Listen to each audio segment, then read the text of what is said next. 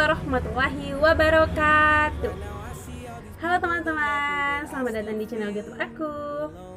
Nah, karena ini mungkin merupakan konten pertama saya, jadi saya akan memperkenalkan diri dulu tuh teman-teman, karena ada pepatah yang mengatakan bahwa tak kenal maka tak sayang. Jadi perkenalkan, nama saya Megawati, saya berasal dari Polewali Mandar, Sulawesi Barat, tepatnya di Kecamatan Binuang, Desa Miring, di Dusun Miring. Kemudian saya merupakan mahasiswi dari Institut Agama Islam Negeri Parepare. Di sana saya mengambil program studi Tadris Ilmu Pengetahuan Alam.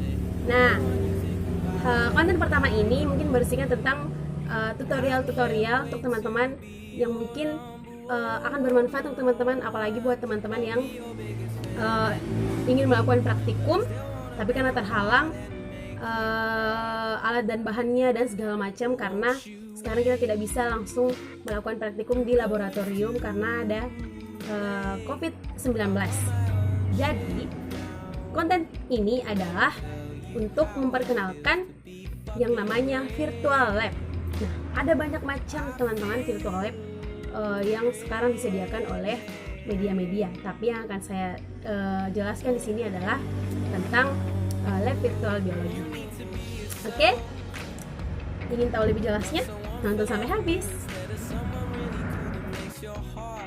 Oke teman-teman, jadi kita langsung saja masuk pada praktikum biologi virtual lab ini. Nah, yang pertama teman-teman harus menyiapkan sebuah laptop atau komputer yang telah terhubung dengan internet atau terkoneksi dengan internet.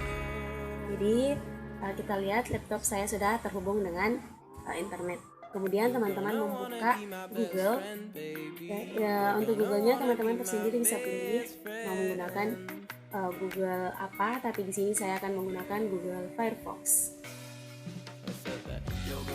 Setelah kita membuka Google, sekarang kita ketikkan virtual lab biology. Kita enter.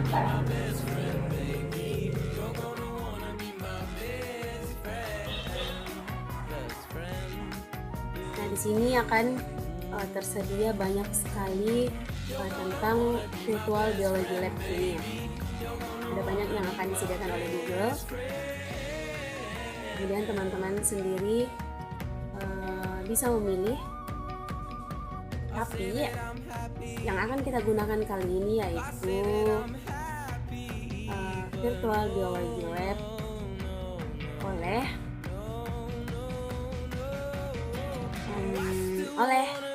Dr. Thomas Jones. Jadi kita akan menggunakan ini yang memiliki halaman virtual biology lab.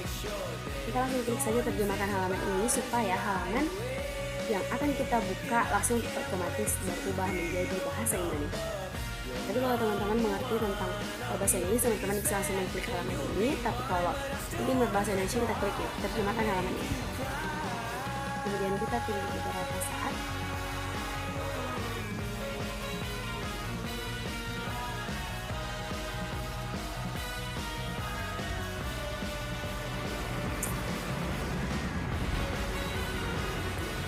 Mungkin karena jaringannya agak lambat ya teman-teman, jadi oke. Ini merupakan tampilan utama dari virtual biology lab. Teman-teman bisa lihat ini merupakan logo dari virtual biology lab itu sendiri.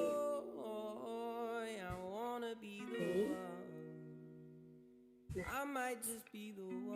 di sini menyediakan 9 menu. Yang pertama ada menu rumah. Yang pertama ada menu rumah. Kemudian ada orang-orang kita, ada model ekologi, model evolusi, model biologi sel, peta situs, hubungi kami, dukung, hak, dan privasi. Yang pertama yaitu tentang rumah. Jadi di rumah ini membahas tentang apa sih sebenarnya itu lab biologi virtual. Jadi di sini jelaskan teman-teman bisa baca bahwa lab biologi virtual adalah sumber daya pendidikan online gratis yang disediakan untuk tujuan pendidikan. VBL atau Virtual Biology Lab mensimulasikan lingkungan alami dengan cara kehidupan merespons kondisi yang berubah. Kami menyediakan dunia untuk dijelajahi, bukan jalan untuk diikuti. Informasi latar belakang dan petunjuk teknis membantu siswa belajar melalui eksperimen. Parameter dan kondisi menyesuaikan dengan mudah untuk efek dan konsekuensi yang dapat diamati. Karena ini adalah simulasi stokastik, tidak ada dua proses yang identik. Data yang dihasilkan secara biologis realistis dan ditampilkan secara numerik dan grafik. Biasanya siswa akan merancang eksperimen dan melakukannya menggunakan model kami, tetapi mengumpulkan dan menganalisis data mereka di perangkat lunak yang lain. Oke, kemudian di bawah lagi ada tentang desain modern. Nah, ini mungkin adalah karena ini yang kita gunakan sekarang adalah versi terbaru dari Virtual Biology Lab, karena kemarin yang memperbarui menjadi lebih modern lagi. Di bawahnya adalah contoh-contoh menu yang tersedia di Biology Lab. Jadi kita bisa lihat selengkapnya nanti di model-model. Oke teman-teman, kemudian menu yang kedua yaitu orang-orang kita. Kita tunggu. Nah, pada menu orang-orang kita di sini menyediakan tentang orang-orang yang terlibat dan berjasa dalam pembuatan media pembelajaran virtual lab biologi. Yang pertama ada Profesor Dr. Thomas C. Jones. Nah, di sini secara garis umum digambarkan apa yang beliau teliti, apa yang mendasari beliau tentang untuk mendirikan lab biologi virtual ini maksud saya. Terus yang kedua ada W. David Ford. Beliau merupakan mahasiswa pasca sarjana. Di sini juga ada secara garis besar tentang beliau. Oke, kemudian kita masuk ke menu ketiga. Menu ketiga di sini adalah sudah masuk pada pembelajaran dari Virtual Biology Lab. Yang pertama yaitu ada ekologi populasi.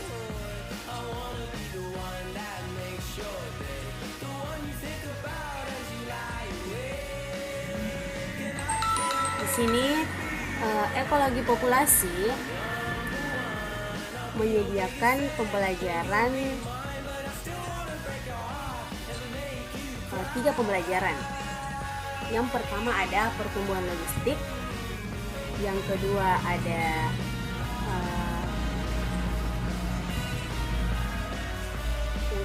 memperkirakan ukuran populasi, kemudian yang ketiga ada tandai atau tangkap ulang. Nah, setiap pembelajaran di sini selalu diberikan keterangan-keterangan secara garis besar tentang apa yang akan dibahas. Misalnya ini adalah pertumbuhan logistik.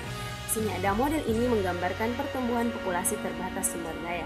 Populasi memiliki tingkat pertumbuhan dan daya dukung per kapita dan lain-lain. Nah, di sini setiap materi akan dijelaskan secara garis besar apa maksud pembuatan model tersebut. Nah, di sini juga ada luncurkan model. Jadi luncurkan model di sini maksudnya adalah kita langsung masuk ke praktikumnya atau simulasinya, bagaimana cara pertumbuhan logistik tersebut. Kemudian ada petunjuk arah. Petunjuk arah ini adalah kita diarahkan untuk bagaimana cara menjalankan model tersebut atau praktikum tersebut. Jadi untuk lebih jelasnya nanti saya akan menjelaskan.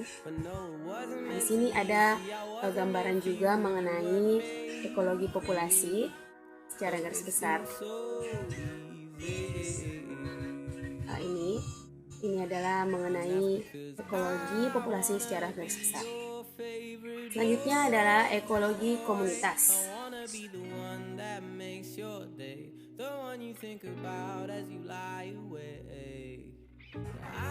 Sama seperti sebelumnya bahwa di sini akan dibahas secara garis besar apa itu ekologi komunitas. Kemudian di bawah dia memiliki materi. Yang pertama yaitu kompetensi teritif, yang kedua mikrokosmos. Dia memiliki 2 materi saja. Sama seperti di sebelumnya, memiliki luncuran model dan petunjuk arah. Kemudian ekologi ketiga yaitu ekologi perilaku.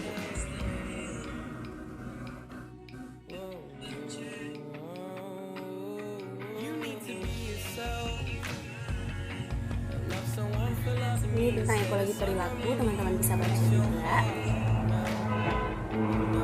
Adapun materi yang dibahas di ekologi perilaku ada mencari makan lebah madu, ada perilaku kewaspadaan, ada perilaku pencarian. Kemudian ekologi yang keempat yaitu ekologi konservasi.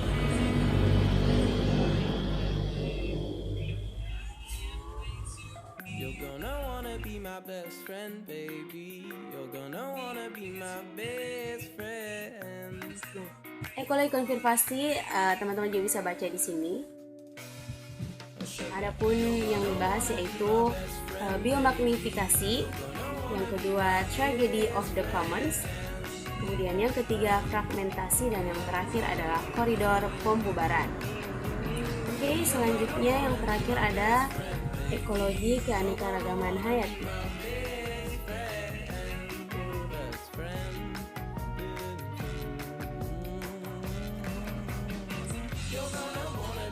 Ini gambaran mengenai keanekaragaman hayati secara garis umum. Adapun materi-materi yang dibahas yaitu geografi pulau, yang kedua memperkirakan keragaman aliran, yang ketiga pendugaan keanekaragaman tanaman. Menu keempat yaitu model evolusi. Nah, model evolusi di sini cuma ada satu, yaitu genetika populasi.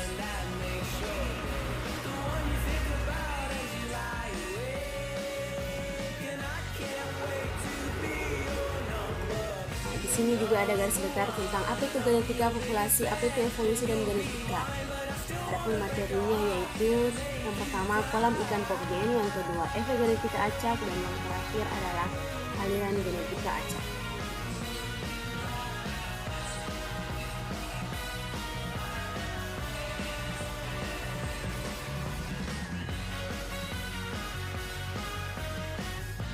Di sini ada menu pilihan juga tentang pengorbanan evolusioner. Ada dibahas tentang model pertama yaitu Guppy Engler, ada melanisme industri, dan hanya itu. Kemudian selanjutnya ada model biologi sel. Di sini hanya menyediakan satu saja, yaitu membran. Di sini ada gambaran secara garis besar apa sih itu membran. Yang dibahas juga hanya ada satu, yaitu membran semi-permeable. Selanjutnya yaitu petasitus.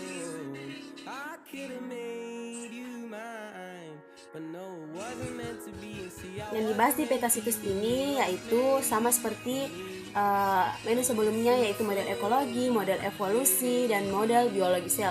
Ini hanya sebagai jalan pintas ketika kita langsung mau menuju ke deskripsi model atau menuju ke praktikum dari misalnya model evolusi pada genetika populasi, yaitu materi kolam ikan pokgen. Jadi kita langsung bisa menuju ke halaman dari deskripsi model tersebut, seperti itu. Kemudian menu selanjutnya yaitu hubungi kami. Jadi pada menu ini di hubungi kami itu menyediakan tentang tempat teman-teman memberikan saran atau kritikan atau apapun untuk diberikan kepada pihak dari virtual biology lab. Teman-teman bisa lihat ini ada nama, surel, telepon, pesan, kemudian kirimkan. Selanjutnya ada dukung. Pada menu dukung di sini dari pihak virtual biology lab mengucapkan terima kasih kepada Departemen Ilmu Biologi NATSU dan National Science Foundation atas dukungan mereka yang murah hati terhadap lab biologi virtual ini. Kemudian menu terakhir yaitu hak dan privasi. Setiap media pasti memiliki hak dan menu privasi supaya orang-orang tidak seenak atau tidak semena-menanya untuk mengcopy paste tanpa izin terlebih dahulu kepada yang memiliki. Jadi itulah 9 menu yang tersedia di lab biologi virtual ini. Oke, selanjutnya kita langsung saja masuk ke bagaimana sih praktikumnya biologi lab virtual ini. Kita langsung masuk di materi yang akan saya pilih, yaitu model ekologi maksud saya, yaitu ekologi populasi.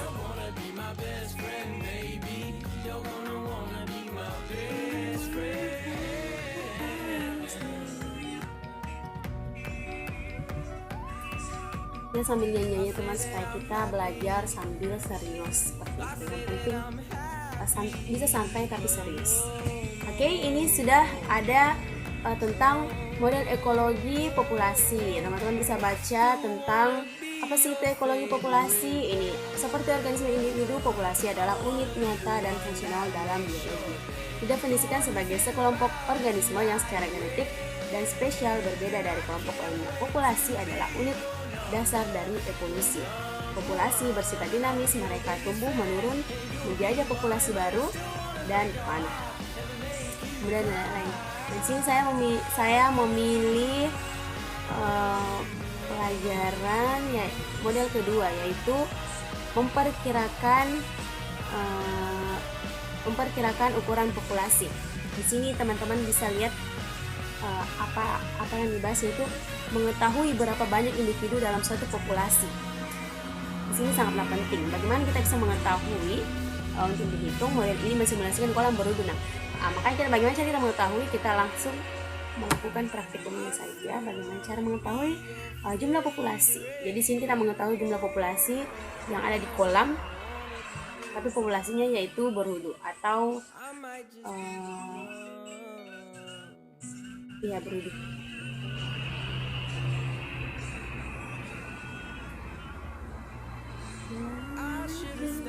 Jadi kita tunggu teman-teman, karena jaringan agak-agak lalot.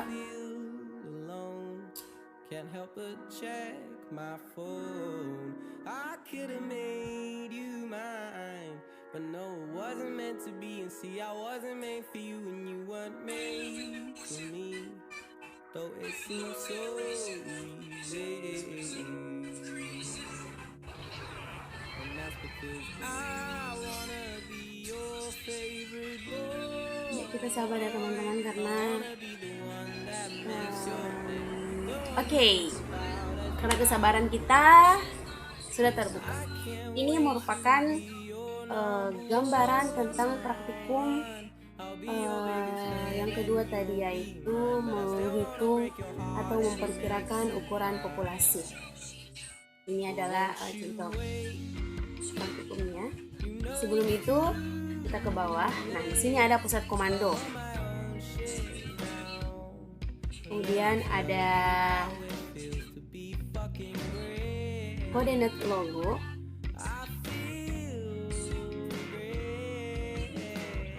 Ada coordinate logo.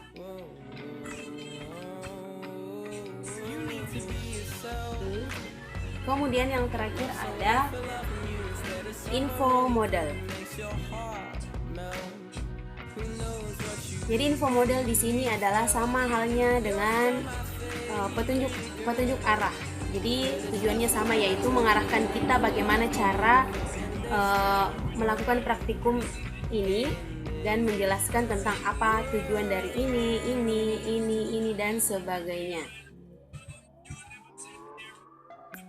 Jadi langsung saja kita melakukan praktikum supaya teman-teman lebih paham dan lebih tahu bagaimana cara memperlakukannya. Ini tidak langsung saja. Oke, langsung saja kita melakukan praktikumnya. Di sini kita sudah disediakan tentang praktikum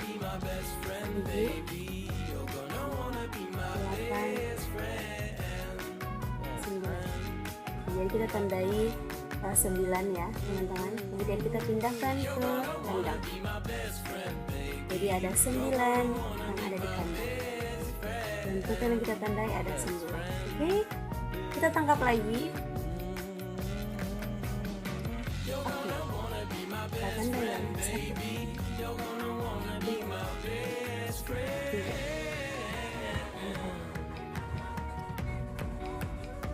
Kita pindahkan. Oh, ternyata ada yang tidak kita tandai 1 ya teman-teman, karena sini ada 14, sini 15, berarti ada yang warna hijau total 1. Ada nggak sih? Oh, ada ini dia. Oke, selanjutnya kita tangkap lagi. Tidak apa-apa ya, karena ini yang untuk menghitung. Kemudian kita tandai lagi. 1, 2, 3, 4. Kita pindahkan lagi. Kita lakukan hal yang sama sampai populasi atau berlinya habis ke kolam. Jadi kalau semakin sedikit semakin susah ditangkap ya ini.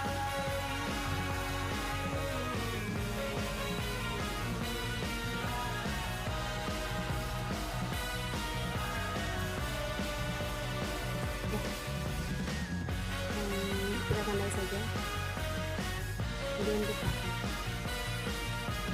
Jadi kita sudah berhasil menangkap 20 populasi, kemudian kita lepaskan di kolam kembali. Sini ada 5, berarti total populasi ada 25. Cuman yang bisa kita tangkap ada 20. Kemudian yang telah kita tandai ada 19.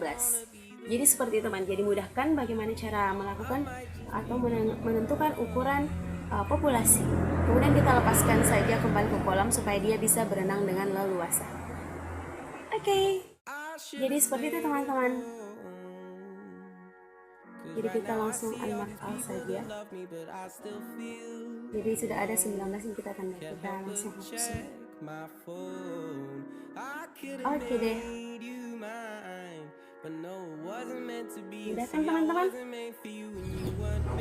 Oke teman-teman, jadi begitulah cara kerja praktikum ekologi populasi, yaitu menghitung berapa banyaknya populasi. Jadi semoga teman-teman bisa memahami dan mengetahui apa yang telah saya jelaskan, apa yang telah saya ajarkan, bagaimana cara menggunakannya. Semoga teman-teman bisa mencoba praktikum-praktikum lainnya dengan cara mengikuti petunjuk arahnya. Jadi kesimpulannya yaitu jumlah individu dalam suatu populasi atau ukuran populasi merupakan hal terpenting yang harus diketahui tentang suatu populasi, karena ahli ekologi bekerja untuk membantu populasi yang memang terancam punah atau spesies yang terancam punah. Ketika perhitungan atau perkiraan ukuran populasi yang akurat itu sangat penting untuk menilai keberhasilan mereka. Idealnya, ahli ekologi populasi akan selalu menghitung dengan tepat semua individu dalam suatu populasi. Jadi mungkin itulah beberapa cara atau tutorial yang dapat saya sampaikan kepada teman-temanku sekalian. Semoga teman-teman enjoy dalam menonton dan tidak nge-skip videonya. Dan semoga teman-teman bisa mengerti tentang apa yang saya jelaskan. Kemudian kurang lebihnya mohon dimaafkan, karena manusia tidak akan luput dari kesalahan. Wallahi taufiq wal hidayah. Wassalamualaikum warahmatullahi wabarakatuh. Jangan lupa di like, komen, dan subscribe. Sampai jumpa di konten selanjutnya. Bye bye.